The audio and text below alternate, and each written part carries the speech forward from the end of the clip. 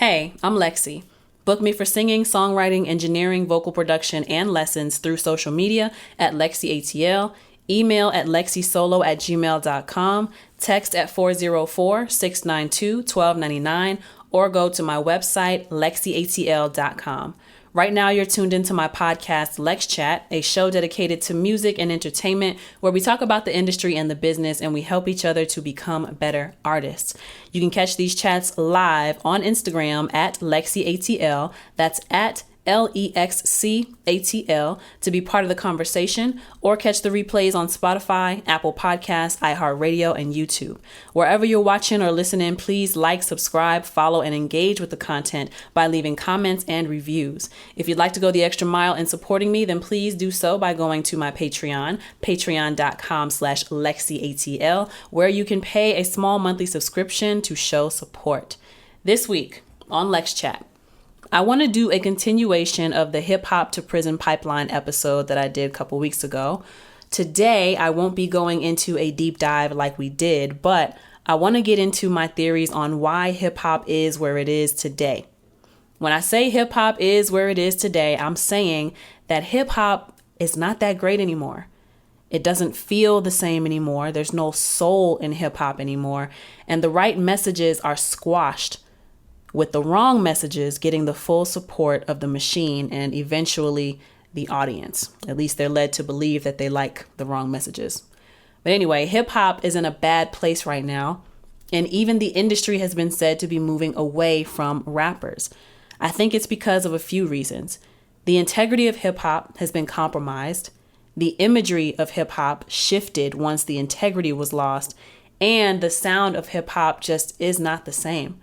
Too many people today think rap is all about the beat, but the words are just as important.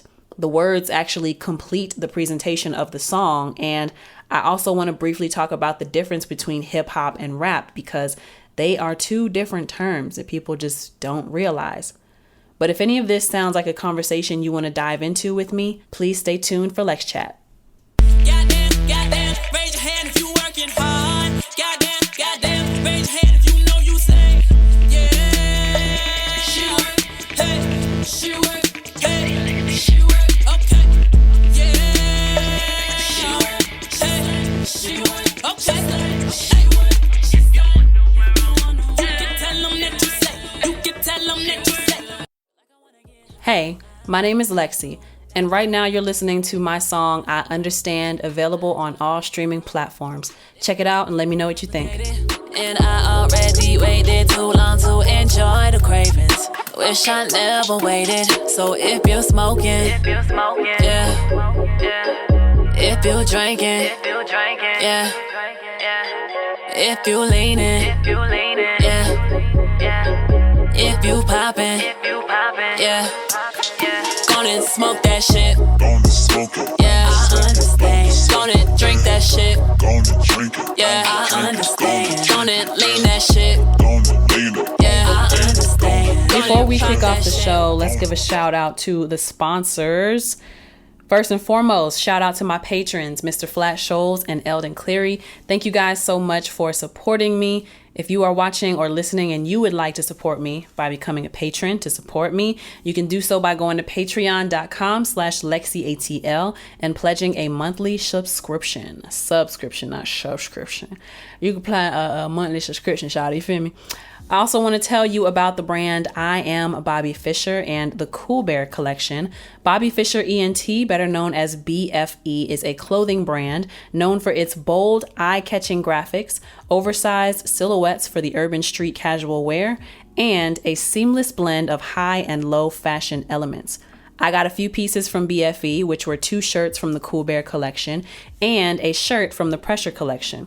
Right now, my favorite piece is the Cool Bear t-shirt dress for the ladies.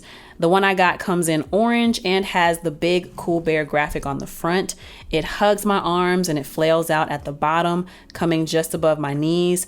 It's soft, it's breathable, And it comes with pockets, which every girl loves, so we can hide our snacks in the pockets. You know what I'm saying? Right now, you can add the Cool Bear collection to your closet by going to www.iambobbyfisher.com. They're currently running a sale on the Cool Bear collection. Get 2 items from the Cool Bear collection for $25 or get 3 items from the Cool Bear collection for just $50. That means you can shop all of my looks by going to www.iambobbyfisher.com. See details in the description and episode notes. Thank you to I Am Bobby Fisher for sponsoring this episode. If you would like to become a sponsor of LexChat and advertise your products and services, see details in the description and episode notes. Thank you to all of my sponsors. A few announcements before we get into the topic. My album, Love Reset, is available everywhere, but I would highly and I would preferably encourage you all to buy a physical copy by going to my website, LexCATL.com. It's the first thing you're going to see when you go to my website. Buy the physical CD so you can experience what it's like to rip open that plastic, see the art, open it up, see the CD, touch the thank you note, and just see all the work that was put into it, all the work and all the love. It's a great project. I've been getting a lot of positive feedback about it so far. And so far, everyone is telling me, oh, this is a solid piece of work, Lexi. Great job. And I'm so appreciative to everyone who has been checking out the CD. I have not put any major promotion behind this album just yet. And already, which is a great achievement to me, I've gotten over 200 streams on the album just by doing the direct messaging and telling people about it, people who I know, telling my clients about it. And so I'm just really excited and I'm very thankful. If I could gather 200 people in a room, I would feel like the happiest artist in the world. So I'm so happy with 200 streams. Thank you all so much to everyone who has been buying, everyone who has been listening, everyone who has been supporting and spreading the message, spreading the good word that we got some good old R&B back. I just need y'all's help to make it mainstream and get it to the top, all right? But thank you to everyone who's been supporting thus far. I also want to tell you about LexC merchandise, which I have hats, wristbands, I got lighters, I got LexC posters, I got t-shirts. All of these things, along with the album, you can find on my website, LexCATL.com. That's LEXCATL.com. Next, I want to tell you about the coffee date. The next one is going to be Sunday, October 1st. You can go to my website, LexCATL.com, or you can go to the link in my bio on my Instagram page and register for the coffee date. This is free. This is a virtual thing, so you don't have to go anywhere. You don't have to leave your house. The worst you're probably going to have to do if you're on your phone is you're going to have to download the Zoom app. What's up, Jade and Amar? How you doing?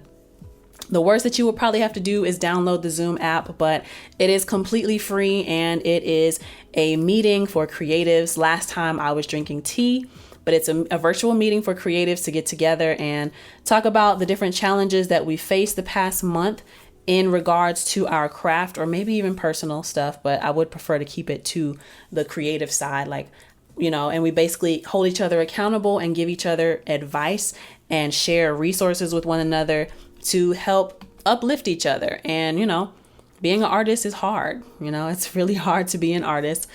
I understand, all right? Just like the song says, I definitely understand. So this is a way to network with other creatives, but also get some actionable steps and to get some advice from other creatives who are doing what you are doing so that we can help each other to grow. Okay. So that coffee date is going to be the first Sunday of the month. It's the first Sunday of every month at 12 o'clock. The next one is Sunday, October 1st. Okay. You can RSVP on my website, LexCATL.com, to get the Zoom link. That is going to be the easiest way for you to get it. I'll see y'all on October 1st. And last announcement, We Outside workout. I'm going to try it again. The first one was a face plop, okay? First one was a fail. I was by myself. Nobody showed up. And that was at Piedmont Park. You got to be in Atlanta for this one. I'm going to try it again. This time is going to be anyone who's listening live, September 24th. which is this upcoming Sunday in a few days. But if you are listening to the replay of this episode, it's going to be Sunday, October 29th. The We Outside workout is the last Sunday of the month. So come out, get your workout on. Don't be afraid to come sweat with me. I would really appreciate it. And you'll be helping me to practice with my, I have a certification as a personal trainer. And yeah, anybody is invited. I'm trying to get all my creative friends to come out. But yeah, that's the We Outside workout, last Sunday of the month. Let me know if y'all are coming. It's free. Donations are welcome though. So that concludes all of my announcements. Let's get into this topic today. The topic being why hip hop is failing. So in the introduction that I gave y'all, I have a few theories as to why hip hop is failing, right? The integrity of hip hop has been compromised. The imagery of hip hop shifted once the integrity was lost. And the sound of hip hop just is not the same anymore. Okay, so I was doing a little bit of research, and to get into the integrity of hip hop, we got to get into the history of hip hop, right? And again, if you checked out the Hip Hop to Prison Pipeline episode a couple of weeks ago, this is kind of piggybacking off of that episode. And we're not going to go into as much depth as we did about the history of it. This is more so my personal theories on why I think hip hop is where it is right now. But just to give you a quick refresher and to give myself a quick refresher, Hip Hop to Prison Pipeline, basically all that was said was, it's a conspiracy theory that alleges the music industry and the prison system are in bed together and have been using hip hop to push a quota for prison occupancy. Okay. Super, super interesting. It's probably one of the deepest episodes I've ever done. And I actually really quickly want to go to a bookmark of mine.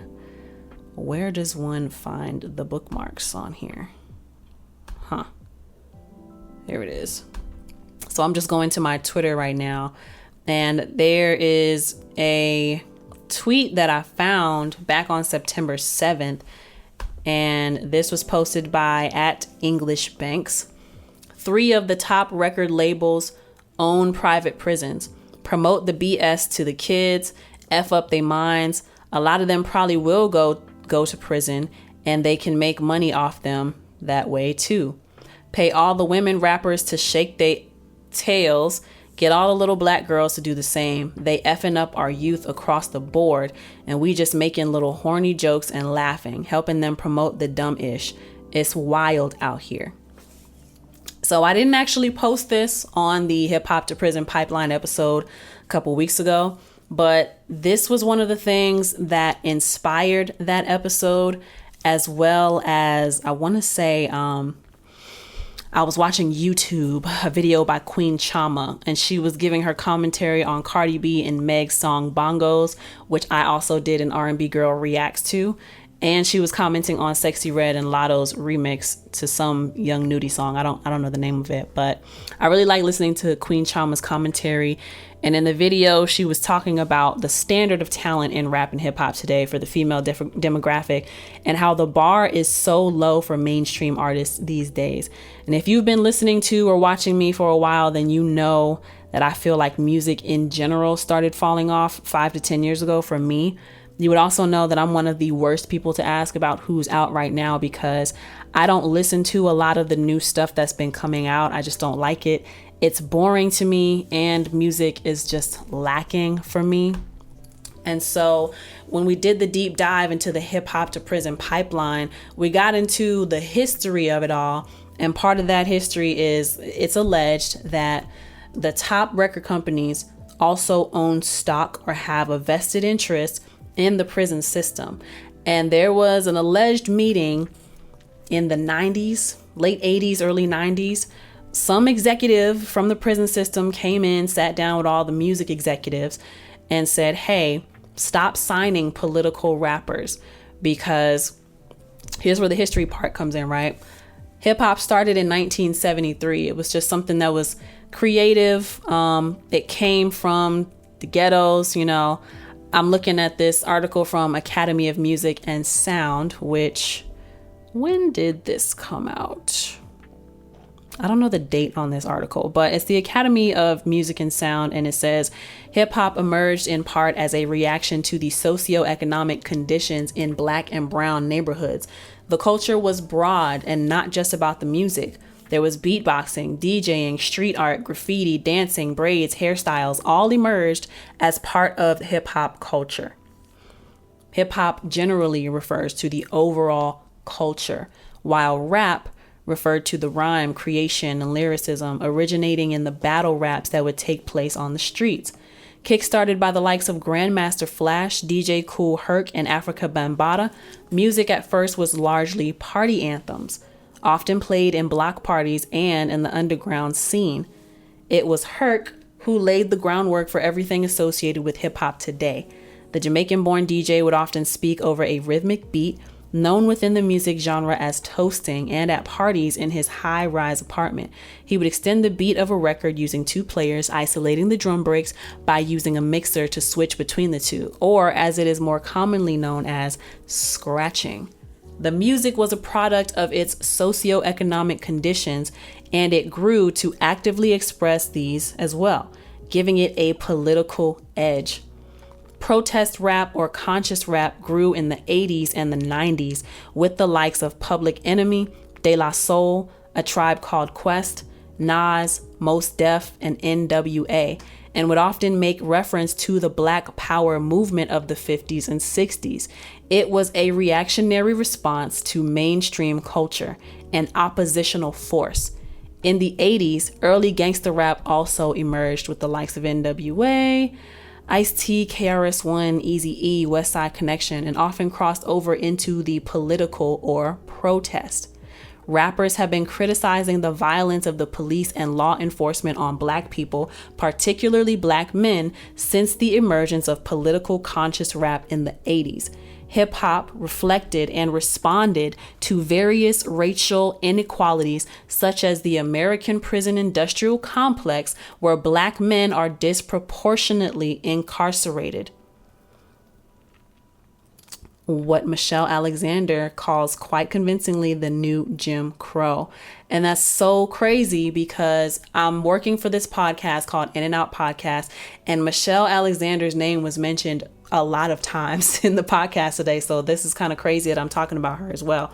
But hip hop reflected and responded to various racial inequalities, such as the American prison industrial complex, where Black men are disproportionately incarcerated, white police brutality against Black bodies, and the socioeconomic conditions of Black urban communities, leading to factors like Black on Black crime. Okay, so I'm gonna stop right there because this next part,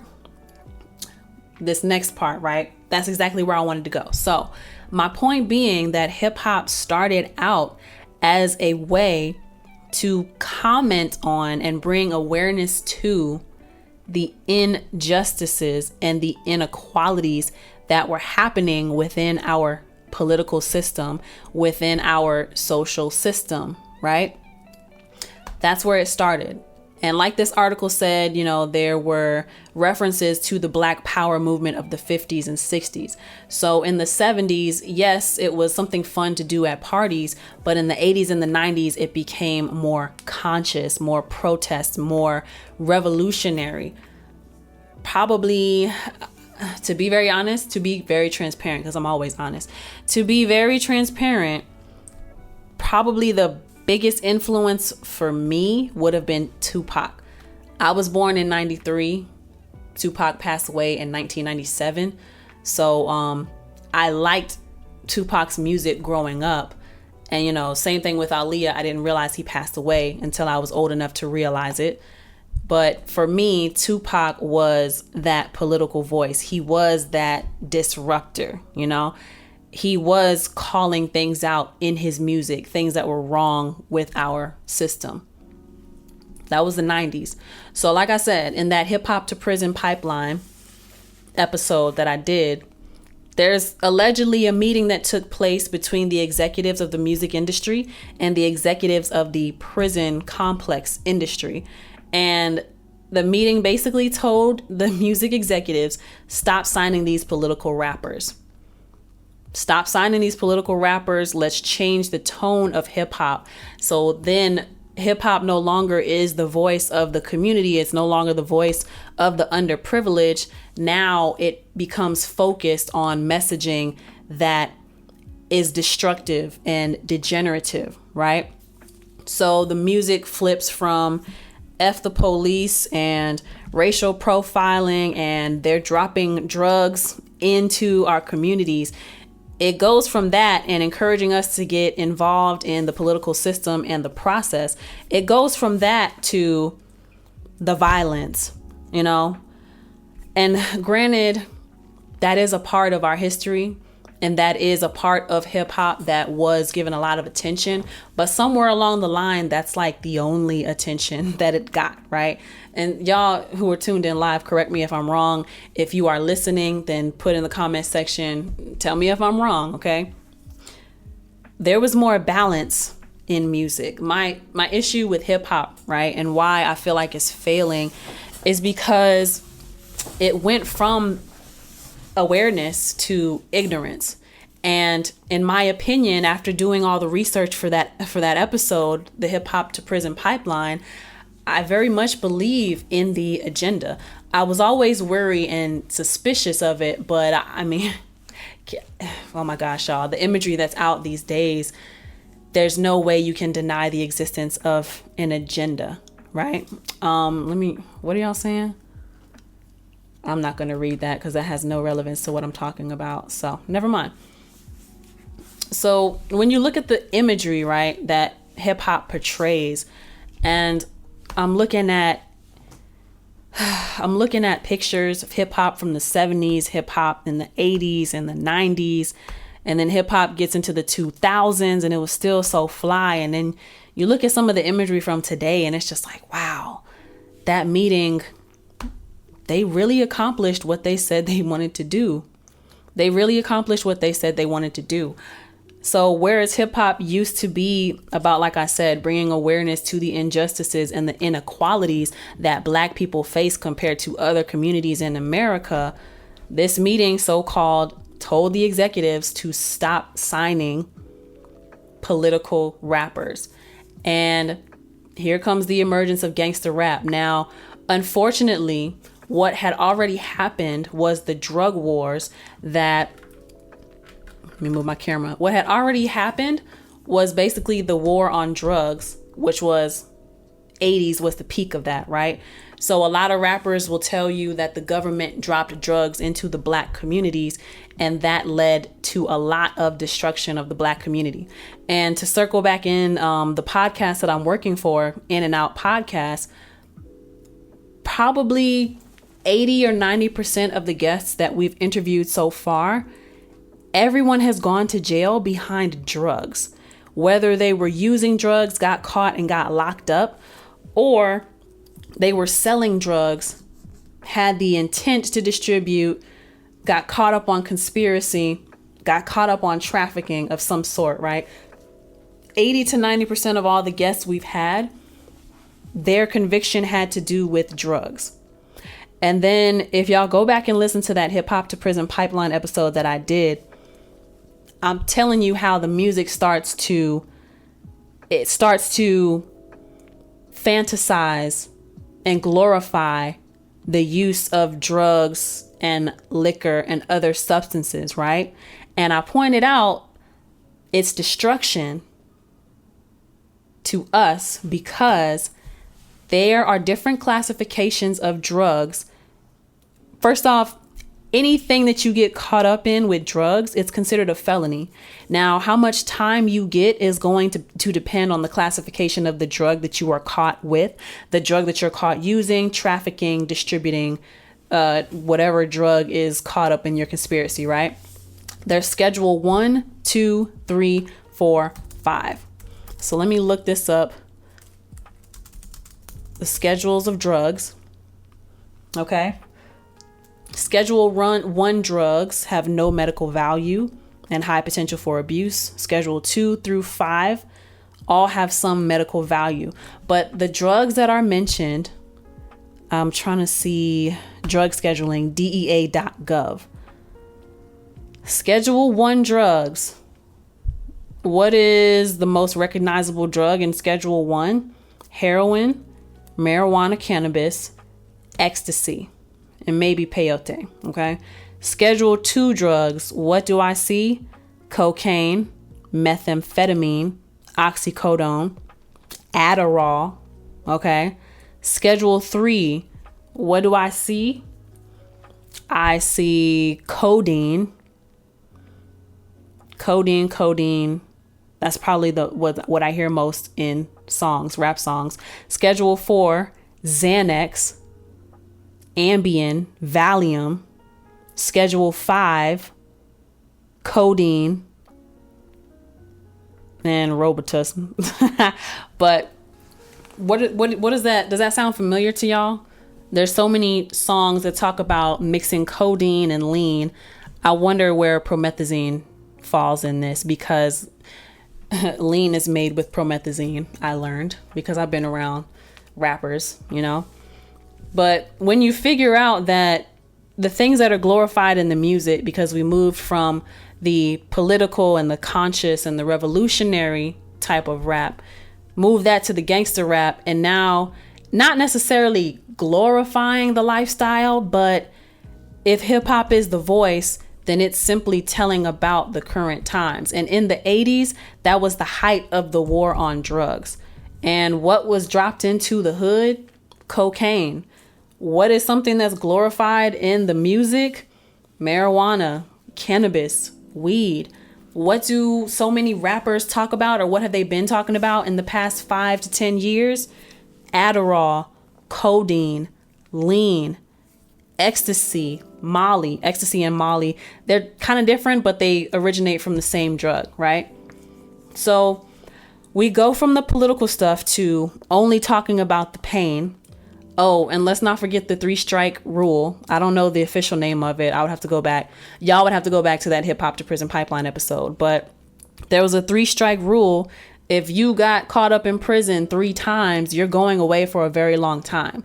So these drugs, Schedule 1 through 5, you get a sentence of 1 to 30 years, depending on which drug you get caught up with. So 3 strikes and you're out. You're in there for basically life. Okay. I don't think it matters necessarily what you were caught for, but 3 strikes and you're out. No matter how minor the charge, no matter how minor the amount of substances that you were carrying on you, right? So the music goes to the drugs that were dropped in the neighborhood. What starts to happen? People start getting cracked out. Black families start getting broken up. Mothers and fathers sent to prison. It's harder to find work, so more people are hustling and they're pushing drugs, they're trafficking drugs, they're selling drugs to support their families, but they're getting caught up within law enforcement. And then there's crime because of the poverty, because of the desperation to survive. And it's just a terrible cycle. And a lot of the music, it's still F the police, you know, but a lot of the music was talking about the drugs in the community. And a lot of the music was talking about selling the drugs and making money. And, you know, there were some rappers who were like, you know, I feel like it's kind of messed up that I'm selling this to the same community that I'm supposed to be saving, or the community that I'm coming from, but I got to get up out of here, basically, right? So we move from the political, what's up, Tampa? So we move from the political rap to the gangster rap to, let me see, where does this go from here? That meeting that I told y'all about, that happened in the 90s. It was bringing awareness to the war on drugs and how a lot of people felt like the government purposely dropped drugs into the Black community to destabilize and break apart the Black families, which they succeeded in doing. So now, on top of the music no longer talking about the political system and no longer talking about the injustices, it's flipping.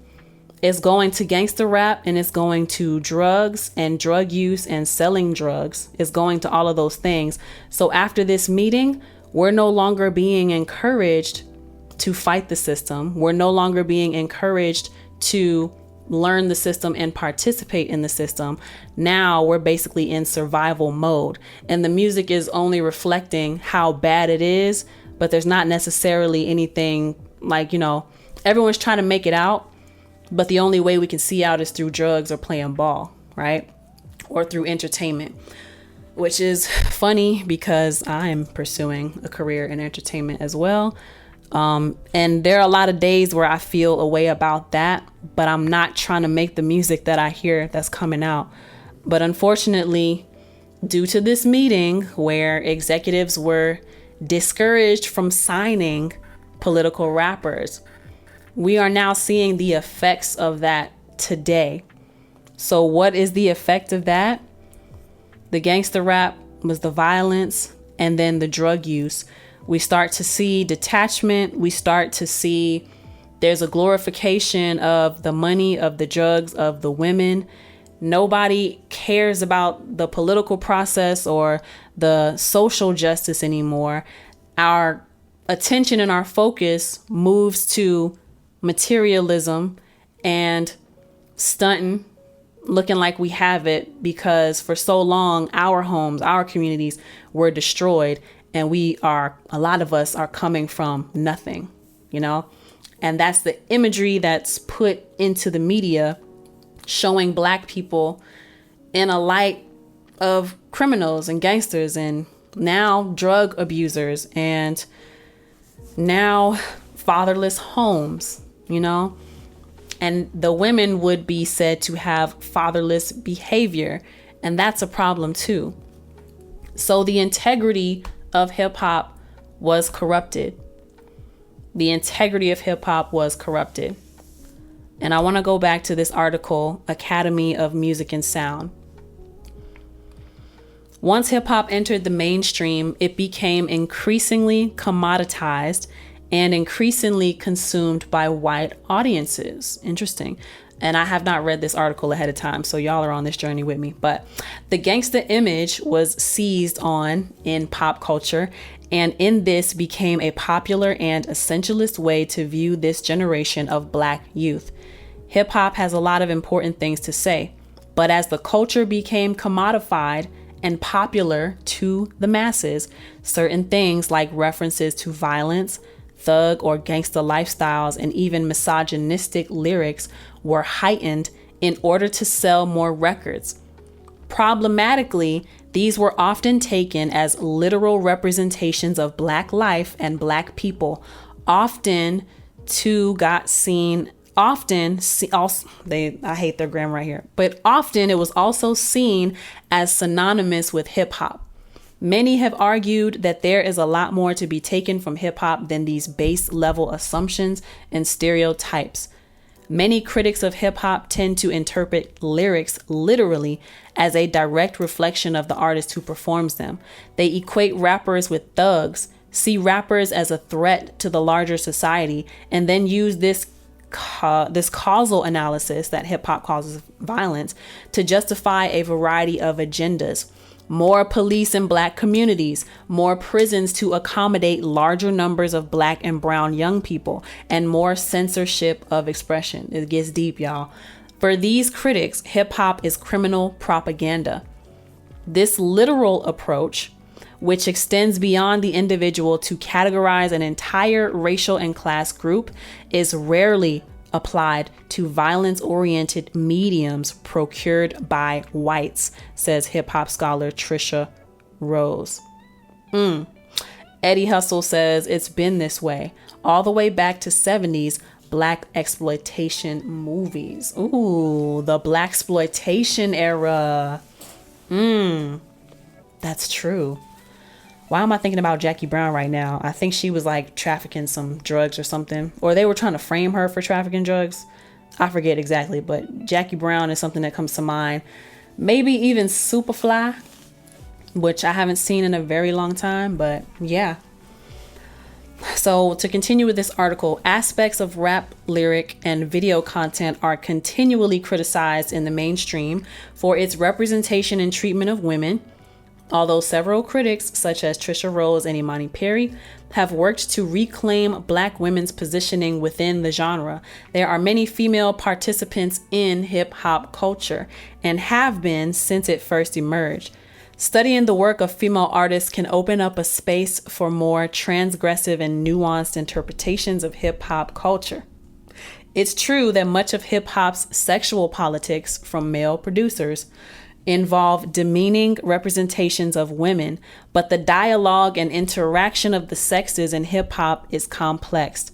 Moreover, Black female rappers have asserted a prominent space in hip-hop, and this deserves particular attention.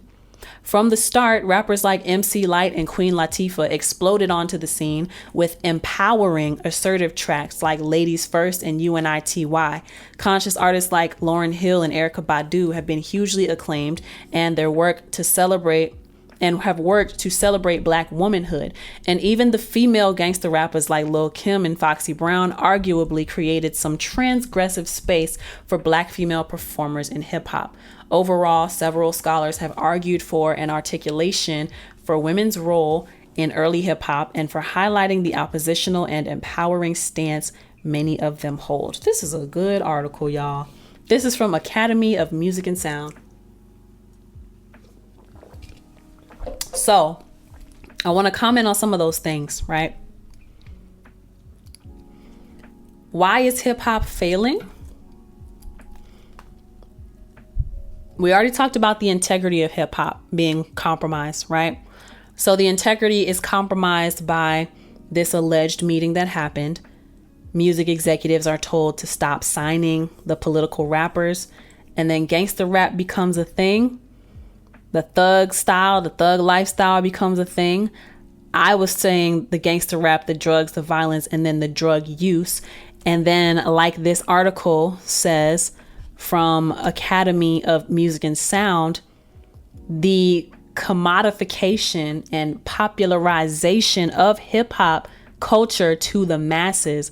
Well, the media linked hip hop with the most terrible images that could possibly be considered as part of a stereotype, right?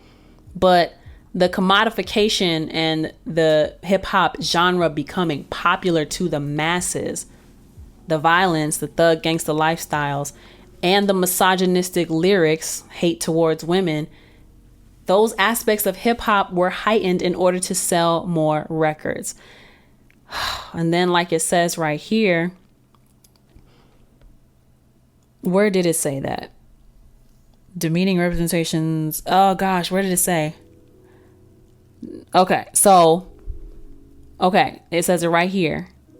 They equate rappers with thugs, see rappers as a threat to the larger society, and then use this causal analysis to justify a variety of agendas. More police in Black communities, more prisons to accommodate larger numbers. So that's how the prison complex and the music industry allegedly works together to give you a hip hop to prison pipeline. The integrity of hip hop was compromised.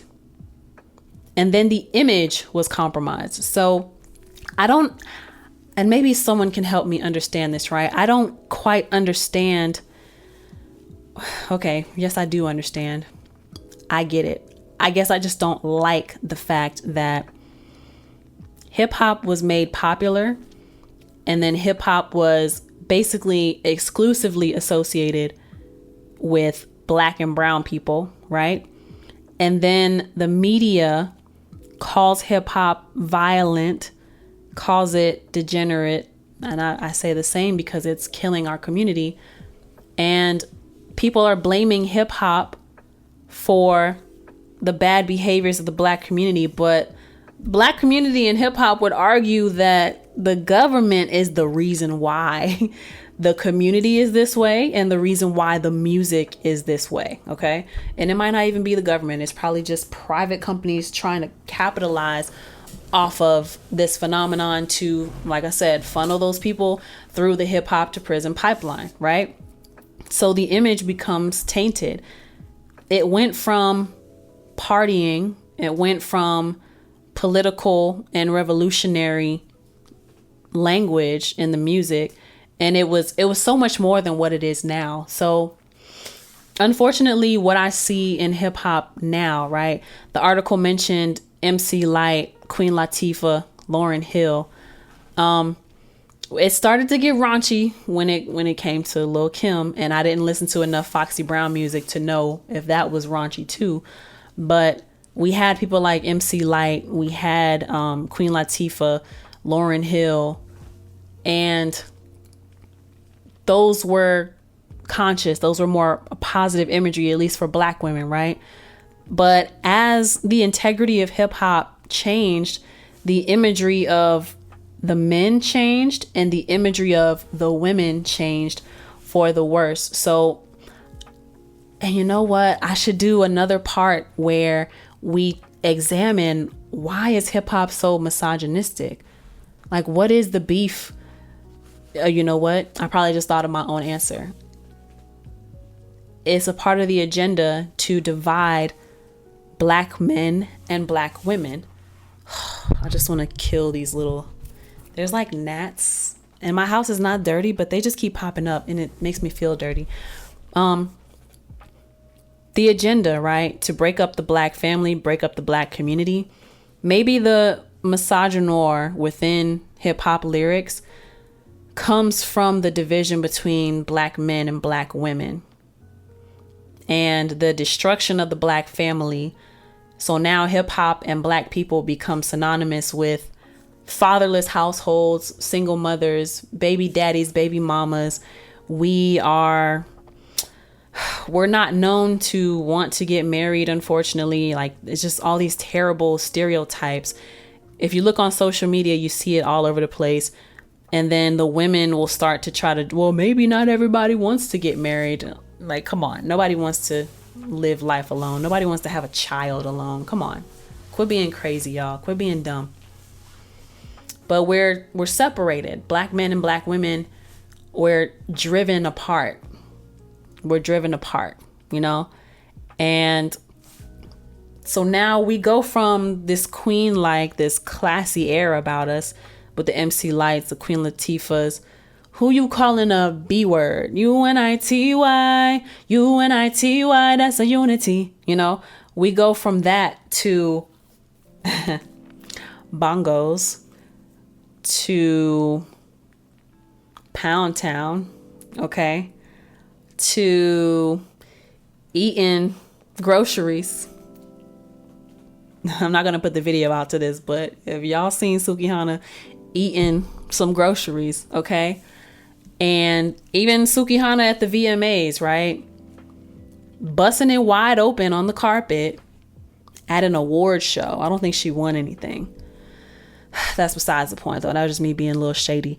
But busting it wide open, you got Sexy Red, who she seems like she's legitimately having fun. But then you're going on interviews and you're saying you don't like to use protection and you've had a few STDs, but that doesn't stop you from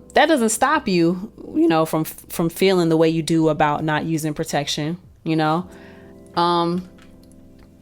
And it's just all of these songs, like Bongos just came out, but there are so many songs that only focus on a woman's sexuality and only focus on how desirable a woman is. You know what I mean? And it's just so tired. The only thing I hear when I'm listening to this music from the female rapper side is how wet somebody's P word is, how big they butt is, how good they body looks. Even though they went under the knife and had it sculpted, they paid money to look that way. Who's got the longest weave, who's got the straightest bust down, who's got the best bags, who's got the most money, who can trick a man, who can trick the most money out of a man, you know? And it's just not the imagery, and it's not the character that I live by. So it's very hard, right?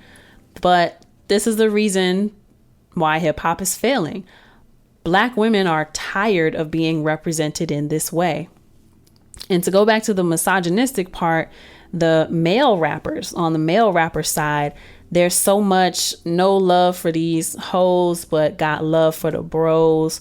And there's so much killing of the ops and doing drugs and having multiple women and never committing yourself to one woman. And it's like, how can you create a legacy with that? How can you ensure a bloodline with these thoughts? And the music would have you believe that nobody's thinking of marriage. And the music on both sides would have you believe that nobody even believes in monogamy and commitment, because having sneaky links is very popular right now. Did I get it? My goodness. Having sneaky links is very popular right now. And, you know, if he cheats on me, I'm going to cheat back. And that's the type of language that we have in the music. That's the kind of mindset that's out right now. So hip hop is discouraging family, and it's selling this lifestyle that's telling people they don't need anybody, but if they do get somebody, make sure that they can do something for you financially. And that's the main message on the women's side. On the men's side, you don't need these hoes. Stick with your bros. Women will never be loyal to you. Like, it's like, who hurt y'all? Who hurt you for real? But the thing that's annoying, right? You got the men saying that women are not loyal, but then they encourage other men to be disloyal to women. And it's like, how do you expect to get what you are not willing to live? How do you expect to get what you are not willing to give? And how do you expect, how do I put this?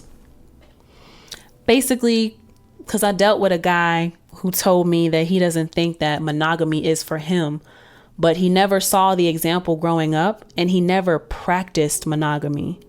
So of course he wouldn't think it's for him, because he doesn't know what it looks like and he doesn't know what it feels like. With anything in life, right? You have to train for it. You have to practice it. A lot of people are walking around saying monogamy is not for them, but they've never developed the skills necessary to maintain a monogamous relationship. And this is another conversation for another day, but the reason why a lot of people are failing is because they don't know how to stick it out with one person. And people are so quick to discard one another and throw people away at the first sign of trouble. It's gotten so bad now that you can't even argue with somebody and expect to still be in their lives, because once you have an argument, that's basically it.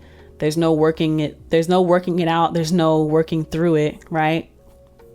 There's no working through it. People our whole culture, not just with Black people, but just in general, is so messed up, and people are so sensitive, and we are lacking so many skills thanks to social media and probably the internet to a degree, but just social media. We're just lacking so many skills. But this conversation is for a different day. So why is hip hop failing? Because, like I mentioned, Black women in droves are finally speaking up about not wanting to be represented the way that female rappers are showing. The media would have you believe that Black women are loud, we're ghetto, we're ratchet. We have multiple fathers with multiple kids. We don't have stable households. We just got a bunch of kids running around with no man in sight to take care of it, take care of us and the kids. It would have you believe that Black men don't value family, Black men don't care about Black women, and that Black men only care about smashing as many women as they possibly can and spreading their seed, but never ensuring the growth and survival of that seed. You know, that's the imagery that we have right now. DJ 65789 says, if you talk about any of this, you are labeled as a hater. Yeah, And my biggest pet peeve when I go on social media and I engage with the comments, my biggest pet peeve is when I go to the comments and somebody says, well, it's not like they're hurting anybody. They're just living their life. That might be true, but guess what? Like, people are so naive to the fact that everything has a consequence. And we are representations of one another. So if you look bad, that means I look bad. If you are acting a certain way, then people are looking at me as if I act that same way. Especially when images like Sukihana and Sexy Red get the most attention. They get the most attention right now. They're the popular things right now. And so that imagery is broadcasted to the world, and suddenly the world thinks, oh, all black women must be loud. All black women must be ratchet. All black women must be very revealing, as I got my titties out on this podcast right now. But y'all ain't gonna see that on the replay. But, you know, all black women talk ghetto. They all got multiple baby daddies and are only good for their bodies and their sex. That's what the world thinks. But that's not all that black women are, you know? So the integrity of hip hop has been compromised. The imagery of hip hop on the men and the women's side has been compromised. And then this one I would have to do more research on. But for me personally, the sound of hip hop is just not the same. The sound of hip hop is not the same. And I actually want to play a sound bite from Exhibit. I almost forgot about it. But I want to play y'all a sound bite from Exhibit. I found this on Twitter. Let me bring it up for you real quick. Hold on. Listen, everyone sounds the same. Everybody. That shit don't make no sense. Listen, there's two factors, and you got to hear me out. And I'm gonna let everybody else talk, but I'm gonna try to make it quick. Two factors that I believe are stifling music, because hip hop is so huge, and it made so many people so much money they think anybody can do it. And that's the problem. It's made so much money. It's become so popular and so saturated that anybody believes they can do it. And the art form of hip hop is lost, right? The art form is lost. So when I say that hip hop no longer sounds the same, for me, there's just no passion. There's no soul in it. I also want to read this quote that I found from, it's Andre 3000. Dang, where did I put it at? Let me just go on here. This was also on Twitter a few months ago, back in June 15th. I don't know if this quote is real or not from Andre 3000, but it says, hip hop don't have no fresh energy, none at all. It's money driven. Everybody is trying to make that check. Nobody putting art in their albums anymore. And this is allegedly supposed to be from Andre 3000. But I have to agree. I don't feel the soul in hip hop anymore. I don't feel the connection anymore. Now, don't get me wrong. Of course, there's a time and a place for all of the different music. Of course, there's a time and a place to party. There's a time and a place to be nasty. There's a time and a place to say F the police. You know, there's a time and a place when you feel alone and you feel like people are disloyal. That there's going to be music for every stage, every mindset in life. But the thing that's so disappointing with hip hop, and the reason why Ebro told y'all the labels they're not checking for rappers anymore. They're going Latin and African. But the music is boring. It's soulless. The production feels lazy. The other day there was a song released, and it wasn't even a new I don't know the name of the song, and I have not listened to it, but it's with Busta Rhymes and Coi Leray. And basically people were calling it out, like, because Swiss Beats' name is on the beat, but it's apparently the exact same beat from a previous song. So it's like, how are you going to claim that this is your production and you didn't change anything about it? Like, that's not what hip hop is about. Hip hop is not just recycling beats. It's about reimagining beats. It's about giving them new life. You know, it's how we, in a way, hip hop is supposed to be the historian of music, because hip hop is taking different elements and different pieces from older songs and reinventing it into something new that the newer generations can rock with. And we wonder, oh man, what is this? How did they mix this? You throw in some drums and you speed it up, or you slow it down, or you chop it and you screw it. And it's like suddenly we're discovering the older acts because hip hop is doing such a great job of flipping it and reinventing it. But it doesn't do that anymore. It doesn't do that anymore. The production is lazy. And unfortunately, everybody is relying on the beat to sell the song, but the beats are not that great. The beats suck. They're boring. They're loops. The beats are loops. You put the snare in on what's supposed to be the hook, and then you took the snare out on what's supposed to be the verse. And that's like, you know, hip hop doesn't have to be as boring as it is when it comes to production right now. No key changes, no major instrument changes. It's just boring. It's just boring to me. Very boring. Very boring. It's lazy. The rappers are all talking about the exact same thing over the track. And to go back to this, everybody is relying on the beat to sell the song. There are too many people who I've heard online. Nobody in my immediate circle, we're all music people. Nobody agrees that the lyrics don't matter, right? Everybody agrees that the lyrics matter. But when I go online and I see people saying they don't care as long as the beat is dope and the cadence of the melody is dope, but that's not a complete song. If that was the case, maybe producers should just start releasing their own curated mixtapes with artists of their own choosing, because the lyrics and the delivery of the lyrics on top of the production, it's supposed to be a complete package, and it's not. Right now, it's not.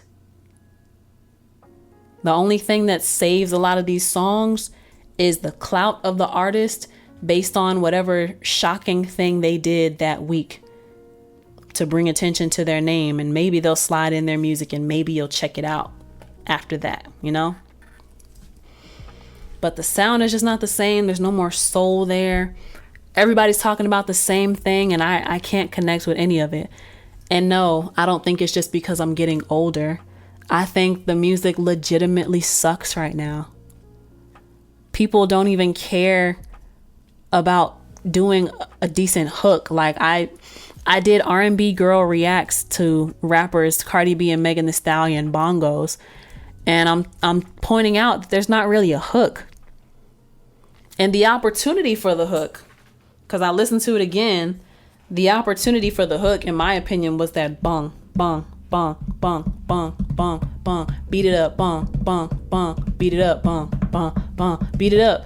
That could have been the hook, but the beginning of the song was the only place that happened. And it didn't happen again. And I was disappointed because there was nothing for me to grab onto except for the sample. I don't remember nothing Cardi said. Well, actually, I do now, since a gossip blog pointed it out. My BD is amigo, your BD is a zero. But it's just like these elementary ass raps, you know? My favorite part of the song was Megan's part. I thought she did great. Couldn't even with a student loan, couldn't school me. I like that part that she said. Hoes pop pills but can't take me. That was clever, I thought. But yeah, it's just disappointing. You know, there used to be a real pride taken in the wordplay of a song. But these days, and there used to be such pride taken in the wordplay of the song, and the use of metaphor in a song.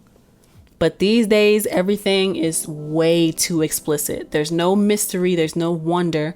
There's no thinking about it and thinking about what the artist really meant, because they're just giving it to you in a third grade reading level.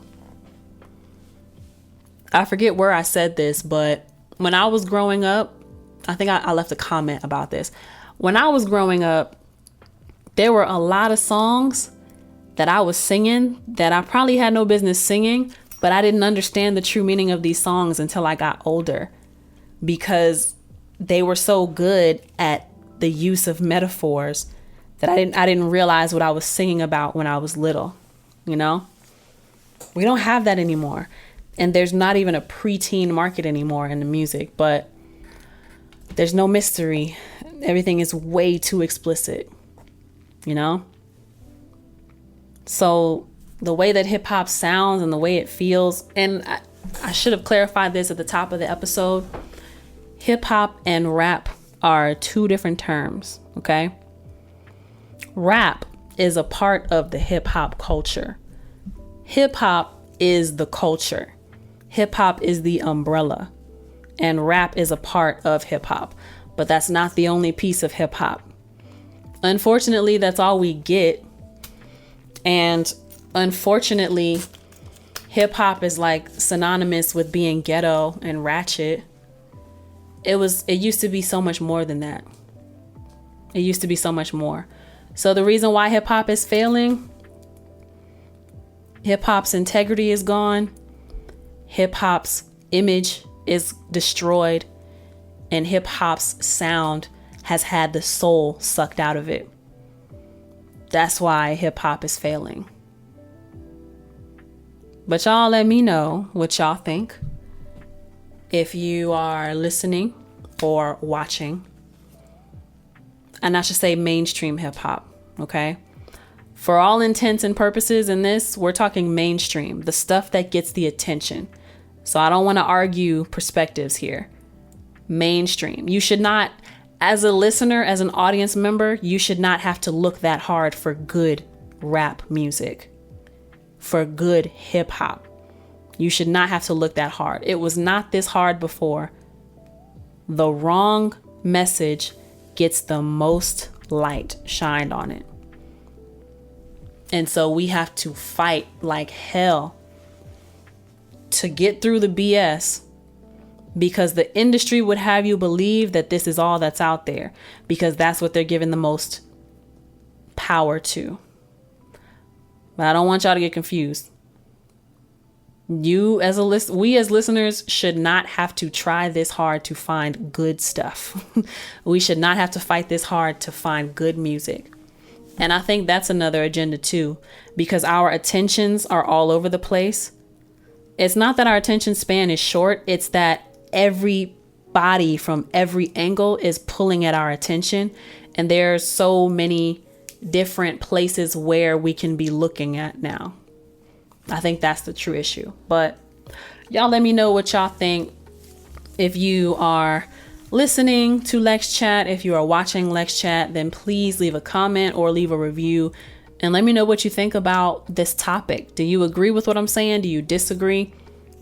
My overall conclusion of this is that hip hop's integrity has been compromised. The image of hip hop has been destroyed, and the sound of hip hop has had all of the soul sucked out of it. Do you agree? Do you disagree? Let me know in the comments and the reviews. But I want to thank y'all so much for tuning in to LexChat today. You can catch these chats live on Instagram at LexCATL. That's at LEXCATL on Instagram to be part of the conversation. Or catch the replays on Spotify, Apple Podcasts, iHeartRadio, and YouTube. Leave comments and reviews. If you'd like to become a sponsor for LexChat, there are 2 ways you can do so. You can become a patron at patreon.com/LexCATL, or you can buy advertising spots during the podcast for your business or service. Details on how to do that are in the description down below. I want to give a final shout out to my patrons, Mr. Flash Scholes and Eldon Cleary. And I want to give a final shout out to I am Bobby Fisher. Bobby Fisher ENT, better known as BFE. I want to make sure y'all check out that Cool Bear collection by going to IamBobbyFisher.com. That's IamBobbyFisher.com. Check out their Cool Bear and Pressure collections. Tell them Lexi sent you. You can see those details in the description down below. Remember to check out my album. Go buy the physical copy for Love Reset at LexCATL.com. I would greatly appreciate that. Let's make music great again in general. Make music great again. And a reminder for the coffee date. That's the first Sunday of the month. The coffee date, the next one is going to be October 1st. And the We Outside workout, if you are listening to this live, then this upcoming Sunday in Atlanta, Sunday, September 24th, okay? If you are listening to the replay of this episode, then it's the last Sunday of the month. The next one's going to be Sunday, October 29th, okay? But thank you so much for tuning in to LexChat today. I hope you enjoyed this episode and I hope you learned some things. My name is Lexi. Until next time, peace. Every day's a fight to feel confident, motivated. Been feeling like I'm incompetent, so been draining. Feel like I wanna get high from being so down. But if I let go and try to pull, I just might drown. Did life feel complicated? And I already wait.